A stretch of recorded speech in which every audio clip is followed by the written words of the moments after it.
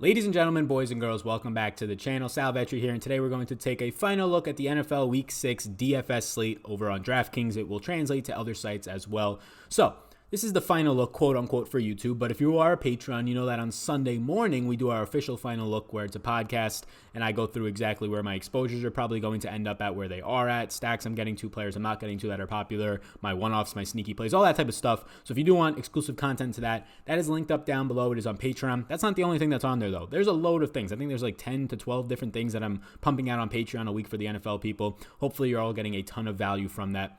Really appreciate all the support. So if you do want to get access to that and all the other things, you can click the link down below and check it out. It's my exclusive content over on Patreon. Follow me on Twitter at SalVetriDFS. Hit the subscribe button. We're very close. By the time you're watching this, there's a chance, if you're watching this later in the week when this video is out, there's a great chance we hit 12,000 subscribers. So thank you all so much. I cannot emphasize how much fun I have doing this. So I appreciate each and every one of you that is a positive person, right? All you bickering people out there.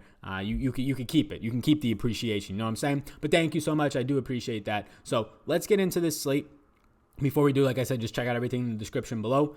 And with that said, let's move our way over. The sheet has been filtered down is what we can say, right? So usually on Tuesday, we take our initial look. If you're new here, we take our initial look. Also, if you're new here, check out my show on Monday from the Pat Mayo Experience. Check out Tuesday, Thursday, Saturday. I'm on Awesemo at 11 a.m. All right, gang, quickly before we get into it, this video is sponsored by FantasyDraft. You guys got to go play on FantasyDraft. You're going to be saving anywhere from 10% to 20% upwards, on average 15% rake. And what is rake? Well, it's just a maintenance and it's a management fee. So if you're playing on FantasyDraft, yeah, you're going to save that much money automatically. FantasyDraft, all you have to do is pay for transactions. Transactions are like 2 or 3%. That's a much different number than paying the 15 to 20 or 15% on average rate that you're going to have to pay when playing on DraftKings and FanDuel. Now, do I play on DraftKings and FanDuel? I pretty much play on DraftKings exclusively, but this season so far for NFL, I've been playing a ton over on FantasyDraft. It's really fun. Like, I actually enjoy it over there. They have a different format with 2 flexes, and again, a lot more people are getting paid out in tournaments because they're taking a lot less off the top in the form of rake or management fees, whatever you feel more comfortable calling it. But right now, if you want a free entry into this FantasyDraft contest for this weekend, the big one, the main event, $500,000 tournament, down below, I'll link up my podcast on iTunes. You go, you click that, you just leave a 5-star review, you will be entered in. Leave a 5-star review with your FantasyDraft username, you will be entered in. It's a $28 value per ticket. 3 people are going to be picked come Saturday morning. Saturday morning at 10 a.m., I will pick 3 people. It will be credited to your account. So check it out. It's FantasyDraft. Again, why not do free? It takes 2 seconds. Click the link down below. Leave a review. Help the podcast out. Thank you all so much. I appreciate it. Let's get back to this video. So, Deshaun Watson, lots of interest here. The matchup is fantastic. It's obviously the best game environment on the slate. He's 3rd in fantasy points per attempt on the slate. He has a lot better career splits when he's on the road, without a doubt. When he's playing from behind, and then you also get just bumps there as well. So playing from behind is where he has those career splits. But now you're going to go up against Kansas City, who is missing their probably 2 best defensive linemen for this game. They put Williams on IR. He's done with a high ankle sprain. Chris Jones is going to be questionable, maybe leaning towards doubtful. So an offensive line that kept him upright. No sacks last week, although they're still a faulty offensive line. They're not going to have to face 2 defensive linemen that are very, very stout, both in the running game and then forcing pressure, obviously Chris Jones. So Deshaun Watson, have to love the matchup here. Really like this spot for him at 6,700 if you're paying up. Kyler Murray at 6,500. He's averaging 40 attempts per game. He's averaging over 40 rushing yards per game. You love to see that combination when a guy for the last 3 weeks has been getting you close to double-digit fantasy points on the ground every single week. We have yet to see this the floor and ceiling combo is fantastic, but we've yet to see this true ceiling in terms of getting on the ground, the rushing touchdown, getting in the air with a receiving game, touchdown, passing touchdown, and a lot more. So I love the spot for him against Atlanta. Atlanta right now is bottom 3 in the league in terms of how many points they gave up to the cornerback position. Matt Ryan, I like it a lot, but it's so difficult stacking him. Austin Hooper's in play. Julio's obviously in play. Calvin Ridley. Mohamed Sanu is having the best year of his career to this point right now. All of these guys are in play and stacking. That's 4 guys. You only want to pick 2 for your stack. So although it's a fantastic spot, Arizona is bottom 2 in fantasy points per game. Matt Ryan leads the slate with Jared Goff in attempts per game at 44.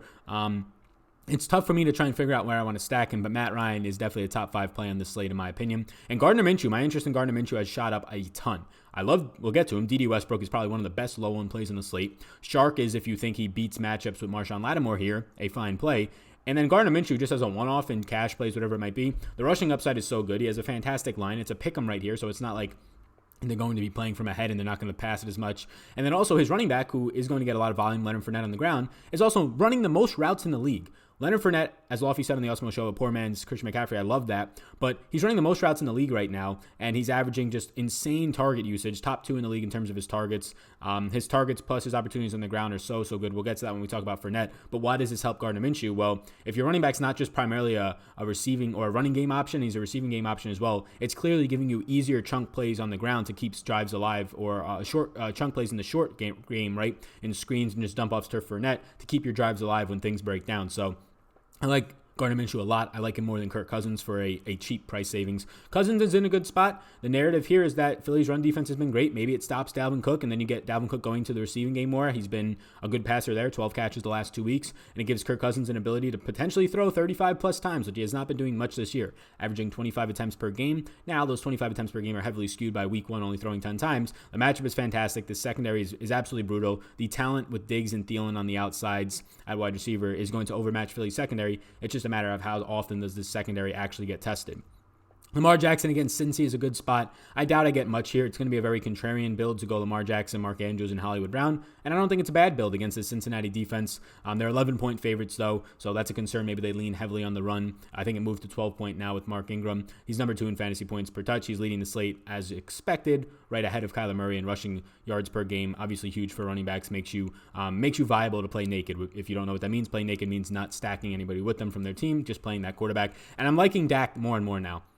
I just love Michael Gallup's matchup. We'll get to it. I love Amari Cooper's matchup. And when I like both wide receivers from a team, there's a really good chance I start getting to the quarterback. I know that Dak is an 8.5-point favorite. I also, hint, we're about to get to it, love Ezekiel Elliott. So I'm going to have some shares of Dak in the passing game in lineups that I don't get to Zeke. And the reason that I have more interest now is because Sam Darnold is playing. So there's a chance that this game stays within a touchdown the whole time and Dak is still forced to throw instead of it just blowing out like it likely would have if Luke Falk was still in there.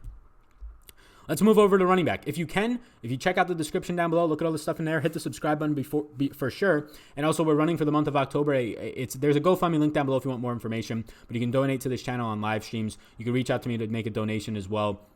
GoFundMe's linked up below. They don't take any percentage from donations, so you can donate there as well and just say that you were told through this channel if you would like. But it's a GoFundMe for somebody who passed away last year at the age in his mid-30s, and he left 2 young toddler daughters behind. They're being taken care of for the family. So for this month of October, it's going to be the 1-year anniversary of that at the beginning of November. We're trying to get as many donations during the live streams and during these shows as we can, and I'm going to match that donation that everybody accumulates, and I'm going to send it to the family right around the holiday season, right around the 1-year anniversary of it. So if at all we can make it a little bit easier for this family during a very rough time, which should be a special time for people during the holiday season. It's something that I want to do. So if you're interested in making a donation to that, come for one of the live streams. I'll be live tonight, depending on when you're watching this, Thursday Night Football, Sunday before the game start, or you can just make a donation right through that GoFundMe if you don't want to find a workaround through me. What I'm going to do is just take all the donations and have my parents actually hand deliver it. I'm not located near them, but have my parents hand deliver it. They're going to drive a couple hours to meet the family. So it should be a cool thing. So that's just the ad for this video, if you want to say that. But I appreciate you tuning in and listening for that. So running backs, Ezekiel Elliott is probably one of my favorite running backs on the board. Not my favorite, but one of my favorites. He's a big favorite or a big favorite for his team. And the reason that I'm liking him more and more is because no CJ Mosley likely for this game. No Henry Anderson. Those are 2 of the 5 best run stoppers, I would say, for the Jets. So fantastic spot. And even in bad spots, Zeke has excelled. Last week, his team was down by 2 to 4 scores the entire game pretty much. And Zeke still touched the ball 14 times, only 14 times, but was productive, over 90 yards and a touchdown. The week before, in a really bad matchup against the Saints, doesn't do anything much on the ground, but still finds his way into the end zone, catches 6 balls, right? He gets pulled early week 1. Week 2, he gets pulled early when he's going off against Miami. He's been doing good with his touches this year. Now he's going to get a matchup where his team's a touchdown favorite, and the 2 of the 5 best run stoppers, which is huge to note. Henry Anderson and no CJ Mosley. Again, for Mosley, Anderson injured last week, I believe an AC joint sprain. It's going to be a smash spot for Zeke, in my opinion. David Johnson, monitor his health. Doesn't practice Wednesday. If David Johnson doesn't play, there's a real conversation around having around 100% of Chase Edmonds, the backup here against Atlanta. I'm probably going to end up with close to 100% of Edmonds if David Johnson doesn't play, at least 80+%. So if Johnson does play, it's a fantastic spot. Atlanta has only allowed the 3rd fewest receptions to running backs, which is not something you're used to, but they haven't been facing all that many running backs who are workhorses and catch the ball. They've been facing guys like Carlos Hyde last week. Guys like Derrick Henry, the Eagles' backfield that is not heavily used in the passing game, especially not week 2. Marlon Mack, who is not heavily used in the passing game. These are the running backs they face. They have yet to face a David Johnson. If he plays at 7,600, he's way too cheap. And as of right now, he did not practice Wednesday, so keep an eye on that. Leonard Fournette, the workload is just fantastic. Leonard Fournette right now, running the most routes in the league. Like I said, volume is king for this guy. He ran 43 routes last week. Just insane. He's running more routes than Christian McCaffrey. That's absolutely insane. He's not leaving the field. He's getting all the work in the receiving game, all the work on the ground, red zone work. He's going to continue to grade out really well. It's a tough matchup against New Orleans, but if you're telling me that Leonard Fournette's going to touch the ball, 25 times and have all the red zone work at 6,700, he's just still $500 to $1,000 too cheap here. Le'Veon Bell might be the best running back playing this slate at 6,400 against Dallas. Le'Veon Bell has been fantastic. He's averaging the most opportunities on this entire slate out of any running back, 25.75 per game. He's still running a ton of routes, top 10 in that department, even with a bye. You get Sam Darnold back, so now you're going to have more sustained drives. You're going to get a lot more drives going closer to the end zone. And Dallas has struggled against versatile backs. Saquon on 14 touches week 1 goes for 140 yards. We saw Aaron Jones last week go for 180 total yards. We saw Kamara go for 90 yards in a game where they held him down. So against versatile running backs, they've struggled, and that's exactly what Le'Veon Bell is. He's averaging 8 targets per game. I really like Le'Veon Bell this week. He's way too cheap. Absolutely love it. Chris Carson's in a good spot. He's way too cheap. Played 84% of the snaps last week on Thursday Night Football. Was active in the receiving game. Was active on the ground a ton. He's averaging 18.8 rushes per game, which is top 4 in this slate. He's averaging 3.5 targets per game, which I imagine that keeps going up if he indeed plays 80+% of the snaps again. I do like Carson at the price tag. The guys that I have some interest in is definitely Dalvin Cook. The matchup is brutal, but he's still interesting because we know what his ceiling is like. But I'm going to have way more Ezekiel Elliott and probably more of the next guy, Alvin Kamara. Jacksonville's defense ranks dead last right now in DVOA. So it's a good matchup against Kamara. We've seen just old running backs, LaShawn McCoy, Carlos Hyde, like these older guys who don't have as much burst anymore, have success against Jacksonville. We saw Christian McCaffrey just absolutely torch them last week, a guy who's comparable now to Alvin Kamara. I do have interest in Alvin Kamara. And then all these cheap guys that I don't have a ton of interest in, but I think Adrian Peterson's worth mentioning for cash games in a script where his coach came out and said, we want to run the ball a lot. And now you face Miami, who is not the worst. They ranked right now, I think, bottom 10 in the league, but they're right there at 10 in defending the run. But they just give up a ton of yards because teams get out big on them and run the ball 35+ times. Carlos Hyde and Duke Johnson, both of these players from this game are in a good spot. We mentioned the defensive line injuries for Kansas City. When you factor in those defensive line injuries, but then you also factor in that Kansas City since the beginning of last year is dead last in DVOA against the run. This year they're second to last in DVOA only to Jacksonville against the run. It's a really good spot for Carlos Hyde, although he's an underdog, but then even better spot for Duke Johnson if they do play from behind and get him on the field for, instead of 40% of the snaps, 60+% of the snaps. Hashtag free Duke Johnson. And then Todd Gurley, this was the last guy in for me, like right before I started the video. He's just too cheap, but this San Fran defense is actually scary. It's a pretty good defense. We saw Nick Chubb, though, have success in a game where his team was trailing by a ton. But Todd Gurley, 6,200. I think it's too cheap of a price point for a guy who, he didn't practice Wednesday, so monitor that. Doesn't practice, I believe it was like a quad injury, maybe a groin injury. But he was 6,200, and he just played 93% of the snaps. So keep an eye on Todd Gurley's status. People are going to say, Sal, where's Mark Ingram? Look, Mark Ingram's $6,600. I understand the matchup's good. I understand he's a really big favorite here. But why you're playing him? You're playing him because you want touchdowns. But Mark Ingram's receiving game upside is like 1 to 1.5 fantasy points more times than not, if that, right?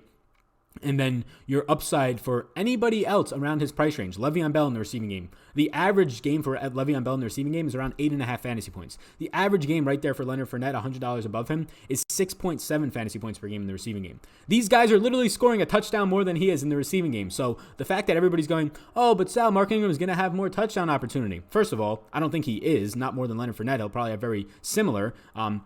Second, Le'Veon Bell definitely has touchdown upside as well. But if you're saying, oh, but they're 12-point favorites, he'll be around the goal line more used, so will these other running backs. And these other running backs have much, much better pass catching roles. So Mark Ingram, yes, he's in a fine spot against Cincinnati here, not getting stuffed all that much, but he has no receiving role upside, which just completely caps his ceiling, in my opinion. You're betting on touchdowns there. You're betting on a 2 to 3 touchdown game for him to be in the winning lineups and GPPs. And sure, it can happen. We've seen it happen this year, but I just don't want to put my money behind a multi-touchdown game. So that's where I'm at right now. I don't really have any interest in Nick Chubb. He's just at a really weird price point, and for me, I don't get there. I much prefer the guys below and above him. Devonta Freeman, I don't have much interest in. I think his price tag is a little bit too expensive, in my opinion, and Atlanta's run blocking has suffered a lot more than their pass protection when it comes to their offensive line injuries so far this season. Joe Mixon is very cheap. Baltimore's run defense is better than I think people give it credit for. They just had like 1 or 2, really 1.5 bad games, but Cincinnati's offensive line, Andre Smith, another guy who seems to be gone down with an injury, they just can't catch a break there. Moving to wide receiver. Wide receiver is always the highest or the most players in the slate, as it should be. There's not a lot of notes here, but if you want my game-by-game notes, a 10-page document on every single game, my notes on the players I like, that's also on Patreon. I'm telling you, I put about 20 to 30 hours a week into just Patreon content alone. That's not counting YouTube. So you can check that out. There's a lot of hard work that goes into that and a lot of good analysis that I think people are benefiting from. I think we have about 180 patrons over there right now, so it's been fantastic. Julio Jones, interesting, especially if you want to stack. Really good matchup against Atlanta, not much, or Arizona, not much to say there. He is going to get double teamed, though. That's the concern. So double teams are going to help out Calvin Ridley. They're going to help the middle of the field with Sanu and Hooper. So he just has to beat these double teams, and Byron Murphy will be on him for the most part this game. Not the greatest of cornerbacks, so I think it's an interesting spot. Peterman will be on Ridley on the other side, which is a, if anything, okay cornerback against him. And then Tremaine Brock will be in the slot defending Mohamed Sanu. That's by far the best matchup right there, is in terms of Mohamed Sanu has the best matchup for the wide receivers in this game, not counting Austin Hooper, the tight end. But Sanu just doesn't have as much big play upside, in my opinion. So Julio I still like. DeAndre Hopkins I love. Oh my God, I love DeAndre Hopkins. He's probably going to have Rashad Breeland on him this game for most of it. Rashad Breeland ranks 125th in coverage. Rashad Breeland is terrible, a journeyman cornerback right there from the Packers last year, been moving around nonstop. But he also probably doesn't face as much double teams. Look, they double teamed him the whole first half last week, and Will Fuller erupted. You saw no double teams in the fourth quarter for for DeAndre Hopkins last week, and you know what happened? He started catching the ball more. Two guys weren't on him. You know why the guys weren't on him? Because Will Fuller was erupting on the other side of the field. There's no way that they're going to put single coverage with Tre'Davious Ward on Will Fuller this game. Or there's no way that they're going to just put single coverage on him and double team DeAndre Hopkins, because he's going to do exactly what he did last week. The Chiefs do not have a good enough cornerback to lock down Will Fuller one-on-one to force double teams to DeAndre Hopkins. They just don't. So what you're going to get here is DeAndre Hopkins with more single coverage, and obviously there'll be safeties, but not as shaded to him, more towards the middle of the field. DeAndre Hopkins is in a smash spot. He's way too cheap. Cooper Kupp against San Fran. San Fran, if they've been weak anywhere, it's been in the slot. Kwan Williams has been starting in the slot the last 2 weeks and been slowly improving, but Cooper Kupp leads the entire league with targets per game at 12.6. It's an absolutely fantastic spot for him. He's the guy from the Rams that I really have, the only guy that I have interest in for the most part. Richard Sherman, who is only allowing on average 5.5 fantasy points per game to wide receivers, will probably be on Robert Woods. No interest there. Brandon Cooks in the concussion protocol will also be probably going up in this game against a cornerback that only has allowed so far this year 30 receiving yards total through 2 games now. So not good there. Adam Thielen I do like against Atlanta. He's not owned at all. Adam Thielen has 50% of the overall team's air yards. 50% of the air yards in the football, in the air, when it's in the air from Kirk Cousins, are going to Adam Thielen. That's insane. He's seeing only 25% of the target share, but 50% of the air yards. So, yeah, he's in play. Tyler Boyd against Baltimore. Baltimore has been torched all year long in the slot. They lost Tavon Young in the preseason before the season even started. They gave up over 100 yards to both of the Carolina or the Cardinals wide receivers week 1. They've given up big games left and right to wide receivers. Baltimore every single week now has given up a good performance to a wide receiver. And you get Tyler Boyd, who is third on this slate in targets per game at 10.4. In a very beneficial matchup there. Larry Fitzgerald, I like the price point in a high-scoring matchup against Atlanta. Middle of the field is where you funnel to Atlanta. Good spot. Michael Gallup's too cheap. I tweeted about this. Follow me on Twitter at SalVetriDFS. Michael Gallup's $5,600. He's going to be going up in this game. And let me get my notes up really quickly here because I want to make sure I get this right. But he's $5,600. Obviously, he's getting a ton of targets, 9.7. Missed a couple of games with the injury. But now you get Michael Gallup coming into this game. And here we go. He's going to be going up against Darrell Roberts. Darrell Roberts has allowed 23 receptions for 241 yards and 3 touchdowns this year. That's an average of 17.4 fantasy points per game to the wide receivers that Darrell Roberts has been covering. These Jets cornerbacks are some of the worst in the league. If you're a Jets fan watching this, you know that. You know how bad Tremaine Johnson is. You know how bad, you're lucky you have Jamal Adams in the safety position, but you know how bad Darrell Roberts has been. And now Michael Gallup, a guy who's averaging almost 10 targets per game, top 5 on the slate, or top 6 on the slate in terms of targets per game at 9.7, is going to get to go up against that for 5,600. Yeah, you could be damn sure at low ownership. I'm going to get to Michael Gallup. DJ Shark, D.D. Westbrook. D.D. Westbrook's in a fantastic spot. P.J. Williams all year long has just been absolutely dominated. Here, I have the notes on P.J. Williams as well. I will read them off to you. P.J. Williams this year. Ready? Week 1, Kenny Stills, 3 catches, 37 yards, and a touchdown. Week 2, Cooper Kupp, 5 catches, 120 yards, and a touchdown. Week 3, Tyler Lockett, 11 catches, 154 yards, and a touchdown. And then last week, Chris Godwin, 7 catches, 125 yards, and 2 touchdowns. Why is P.J. Williams still in this league? He's primarily the slot cornerback. He's played over 90% of his snaps this year in the slot, and now a guy in D.D. Westbrook has played the majority of his snaps in the slot is going to go up against him. $5,100 in 5% ownership right now, or 3%, way too cheap. DJ Shark is going to go up against Lattimore. Marshawn Lattimore has shadowed 3 out of 5 of his matchups this year. Week 1, DeAndre Hopkins, he got torn apart. Week 4, Amari Cooper, he shuts him down. Week 5, he holds Mike Evans to 0 catches on 3 targets. 0. He goose eggs the guy. So Marshawn Lattimore's been good the last 4 weeks. You know why his overall season stats look bad? Because he got torched week 1 for 2 touchdowns and over 100 yards to DeAndre Hopkins. So do I think he'll shadow DJ Chark here is the question. I think he does. DJ Chark is definitely a guy who fits the mold of a Deshaun or DeAndre Hopkins, not in terms of skill, don't quote me on that, just in terms of the size and the speed, right? He's the only guy who has size and speed like DeAndre Hopkins. Amari Cooper has speed but not size. Mike Evans has size but not speed. I think this is a beneficial matchup for DJ Chark, even if he does get a shadow treatment. Preston Williams is right there with Robbie Anderson. These two guys, 4,100 and 4,000. The two cheapest guys that I would go and trust in a tournament. Robbie Anderson going to go up against Dallas, who's still injured in the secondary. They placed safety Frazier, one of their starting safeties, on IR I think 2 weeks ago now. And then you get Robbie Anderson, who's just going to have more big play upside with Sam Darnold back. And then you have Preston Williams, who leads this team in targets and snaps at the wide receiver position over the last 3 weeks, coming out of a bye now against this Washington secondary that ranks bottom 10 in the league. I like Amari Cooper. He gets to go up against Tremaine Johnson. Again, the game flow is a bit of a concern as a big favorite, but with Sam Darnold back, I feel a little bit more comfortable. Tyreek Hill. Monitor Tyreek Hill's status. He practiced in a limited fashion on Wednesday. They said that if he does practice, they're optimistic. Andy Reid said that he'll practice in full this week. If he does, 6,900 in this matchup against Houston is way too cheap for Tyreek Hill. The rest of the guys, Marquise Brown, I like if you get the stacks with Lamar Jackson. Stephon Diggs, I like if you get the stacks with Kirk Cousins and Adam Thielen. The rest of these guys are pretty much if you're stacking, right? Calvin Ridley, if you want to go to stacks to him, is okay. He had a good week last week. Another beneficial matchup for him will come this week. Mecole Hardman is a fantastic play if there's no Sammy Watkins. He's an even better play if there's no Sammy Watkins and Tyreek Hill coming out of the slot primarily. Jamison Crowder is a better cash play in my opinion. Michael Thomas, this is big. So Jalen Ramsey is trending towards playing, but we'll have to see at the end of that. He's practicing a limited variety on Wednesday and Thursday. But if Jalen Ramsey is not playing, look, he'll shadow Michael Thomas for only like half of this game, so not a full-on shadow really. Michael Thomas moves into the slot on about a third of his routes. Jalen Ramsey doesn't move into the slot that much. But if he's not in there, Michael Thomas is going to have an absolute mismatch in terms of who he's going to be going up against this year. A guy whose overall PFF grades is much, much lower than Jalen Ramsey. You're going to go from one of the worst cornerbacks in the league to then Jalen Ramsey, one of the best, depending on this injury. So I'll get to more Michael Thomas if Jalen Ramsey's out. And lastly, Jarvis Landry at 52, or Michael Thomas, if Jalen Ramsey is out. And then Jarvis Landry, I have some interest in at 5,200. Not a ton, but it is a beneficial matchup for a guy who's been playing very, very well.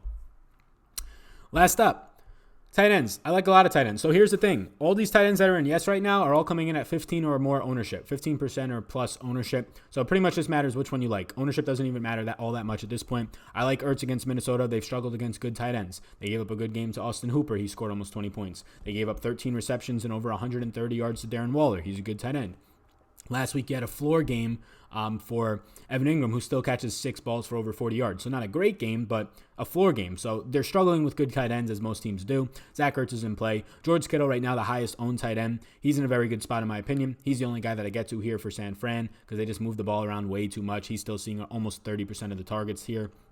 Austin Hooper, it's a dream matchup. He's averaging 8.4 targets per game. He's getting ownership, and so are all these other guys. So $5,000 for Austin Hooper is a very good price tag. When it comes down to it, all of these 5 tight ends, I'll have equal exposures to probably the higher end of Ertz, Kittle, and Hooper the most. Like, I'll spread out my exposures there. Then I'll get some Travis Kelce, who I think is just overpriced now.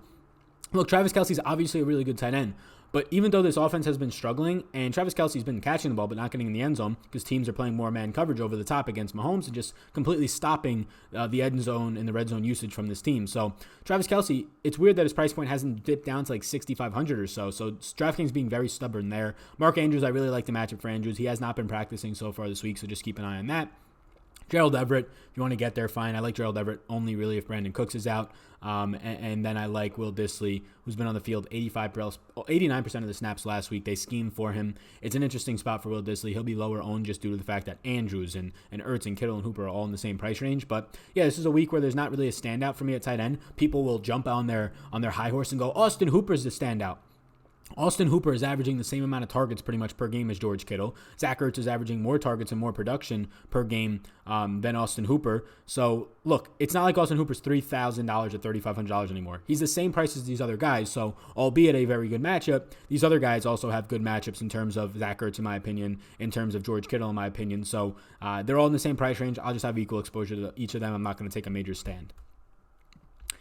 That is it, gang. I appreciate you tuning in. You can get my exclusive content over on Patreon down below. You can follow me on Twitter at SalVetriDFS. If you have interest in doing my NFL Daily Fantasy course, that's also linked up down below. If you join as a patron, you'll get a $100 discount off of that course as well. So lots of things going on here for me content-wise. I'll be on the Pat Mayo Show this upcoming Monday at 1 p.m. Eastern Time. And then I will also be on Osmo at 11 a.m. on Saturday, and then Tuesdays and Thursdays at 11 a.m. as well with Dave Laufey. And Saturday will be with Chris Randone. So appreciate you tuning in.